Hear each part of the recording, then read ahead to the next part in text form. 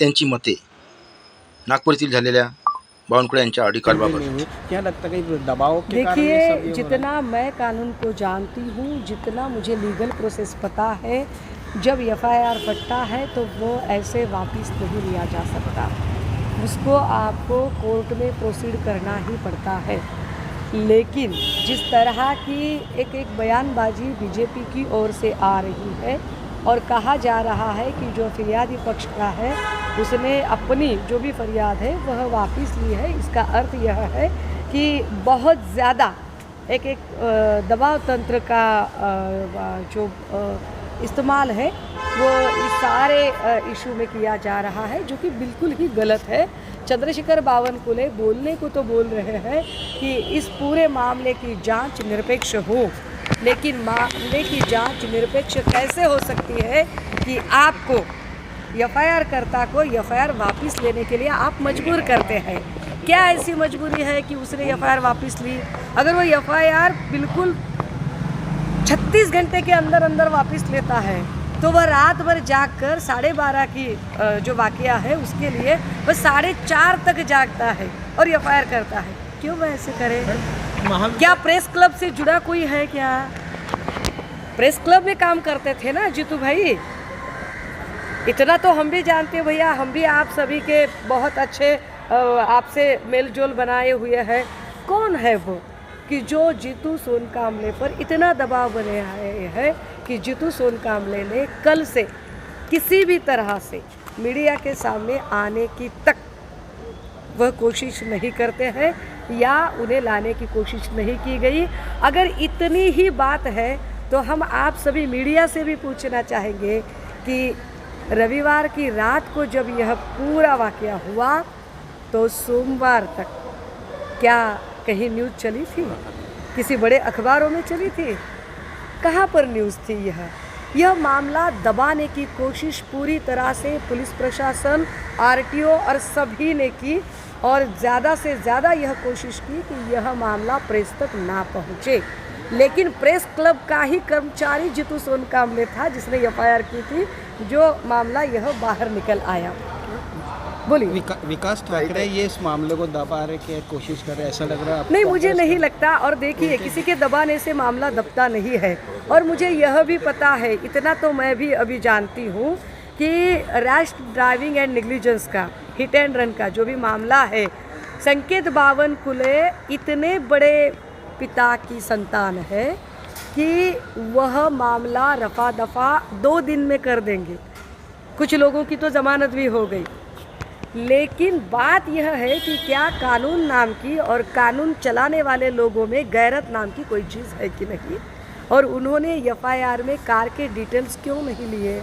वह कार के डिटेल्स बाद में भी ले सकते थे। जिस मामले की चार्जशीट तक अभी तक कोर्ट में नहीं चली गई है, उसकी एफआईआर वापस कैसे ली जा सकती है? तो यह सारा जो माहौल बनाने की कोशिश है। और ऊपर से होम मिनिस्टर साहब फडणवीस साहब कह रहे हैं कि अरे इस मामले में आप राजनीति मत कीजिए। आप हमें सिखाएंगे राजनीति की बातें?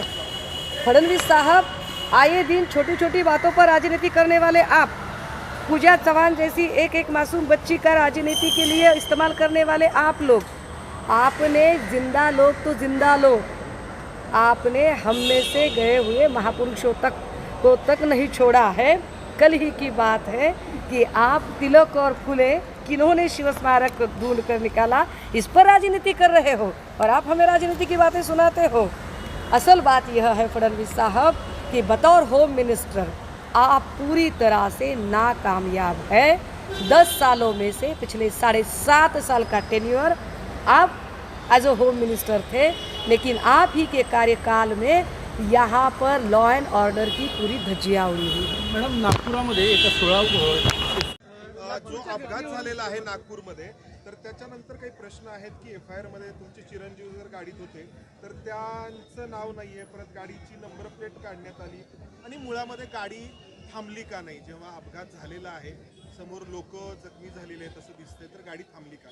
आता असं आहे, हा पूर्ण चौकशीचा भाग आहे। मी कालच सांगितलं, माझा मुलगा असो की सर्वसाधारण माणसाचा मुलगा असो, जी कारवाई सर्वसाधारण मुलाच्या परिवारावर करायची ती आमच्या पुरावरही केली पाहिजे। नियमात असेल त्या सर्व कारवाया केल्या पाहिजे. मी आत्तापर्यंत काल माझ्यासोबत दिवसभर गृहमंत्री होते, मी एक शब्दाने बोललो नाही. मी पोलीस कमिशनरची एक शब्दाने बोललो नाही. मी जे म्हटलं काल मीडियामध्ये, आताही तुम्हाला सांगतो पुण्यातनं, जे नियम सर्वांसाठी आहे ते नियम लावले पाहिजे. जर गाडीत बसणाराही दोषी आहे त्याच्यावरही गुन्हा दाखल होत असं तो केला पाहिजे. गाडी चालवणाऱ्यांनी ॲक्सिडेंट केल्यानंतर तो का तिथून पळाला, का त्या ठिकाणी झालं, हे पोलीस चौकशीचा भाग आहे. मी या चौकशीवर अधिक काही बोललो तर ते पोलिसावर दडपण आल्यासारखं होईल आणि मी काही खुलासे केले ते काही योग्य नाही आहे. पोलिसांनाच पोलिसांचं काम करू द्या आणि कोणताही गुन्हा असेल तो दाखल होईल, त्याला काही प्रश्न नाही. आम्ही कधीही पोलिसावर कुठलंही त्या ठिकाणी कुठलंही टाचणीवर सुद्धा असं म्हणणार नाही की माझा मुलगा की त्याचा मुलगा. जे नियमात आहे आणि एक परमेश्वराच्या गणरायाच्या कृपेने चांगलं झालं. यांचाही ॲक्सिडेंट झाला असता, हेही त्या ठिकाणी काही जखमी झाले असते. शेवटी ॲक्सिडेंट हा दोन्हीकडे होतो. इकडल्याही लोकांना मोठी हानी झाली असती, गाडीमधल्या लोकांना जे आमच्या गाडीमध्ये होते किंवा संकेतच्या नावांची गाडी त्या गाडीमध्ये आहेत तेही ॲक्सिडेंटचे शिकारी झाले असते, त्यांचंही काय झालं असतं. आणि ज्यांना लागलं आहे बरं झालं, कुणा इंज्युअर नाही आहे, कोणाच्याही त्या ठिकाणी जीवहानी झाली नाही. ही परमेश्वराची मोठी कृपा आहे. मी परमेश्वराचे आभार मानतो की या घटनेमध्ये कोणीही जखमी आणि कोणीही त्या ठिकाणी कोणतीही त्या ठिकाणी जीवहानी झाली नाही. हेच मोठं परमेश्वराची कृपा आहे. घटना झाली आहे, त्या घटनेवर चौकशी व्हावी आणि त्या घटनेवर प्रचंड जे नियम आहे त्या नियमाचा वापर करावा. नागपूर शहरामध्ये एक अपघात झालेला आहे. तुमच्याकडे काय माहिती आहे, याची काय सांगू?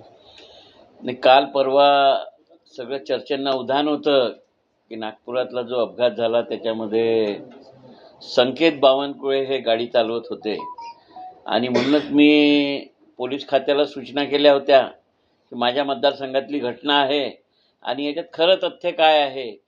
काल पोलीस यंत्रणेने पूर्ण तपास केला, ज्या CCTV फुटेज मिळाले आणि त्यांना माहिती म्हणून तर त्यांनी असं तपास केला की संकेत बावनकुळे हे गाडीमध्ये बसलेले होते आणि अर्जुन हावरे हा त्याचा मित्र गाडी चालवत होता, आणखी एक मित्र होता आणि यांनी धरमपेठ भागापासून सेंटर पॉईंटपर्यंत या गाडीने 2-3 लोकांना धडक दिली.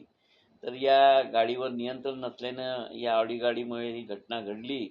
ही दुर्दैवी घटना आहे, परंतु याच्यामध्ये कुठलीही जीवहानी झाली नाही आणि असं कोणालाही दुखापत झाली नाही.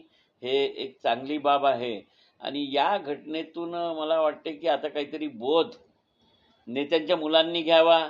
नेत्यांनी सुद्धा आमच्यासारख्या लोकांनी आपल्या मुलांना समजवावं की गाडी चालवत असताना आपण भान ठेवायला पाहिजे आणि कशा पद्धतीनं गाडी चालवावी. कारण की पॉलिटिकल माणूस असला की त्याच्या मुलांनी काही केलं तरी त्याचं राजकारण होते. आणि म्हणूनच आता आपण पाहिलं असेल की राज्याबाहेरून दिल्लीवरून ज्या बातम्या चालत होत्या आणि मी नागपूरचा जनप्रतिनिधी म्हणून आणि विरोधी पक्षाचा काँग्रेसचा माझा अधिकार आहे की खरंच सत्ताधारी पक्षाच्या नेत्यांकडनं असं होत आहे का, तर याची मी शहानिशा करण्यासाठी काल दिवसभर पोलीस यंत्रणेसोबत होतो. रात्री 2 वाजता सुद्धा मी विचारलं की याच्यात काय कारवाई केली आहे. तर याच्यात त्या ड्रायव्हरला यांनी अटक केली आणि संकेत बावनकुळे यांची गाडी जप्त केली आहे. त्यांचं स्टेटमेंटसुद्धा घेतलेलं आहे आणि मला वाटतं की नेत्याचा मुलगा असो कोणाचाही असो, जेव्हा दोषी आहे त्याच्यावर कारवाई झाली पाहिजे.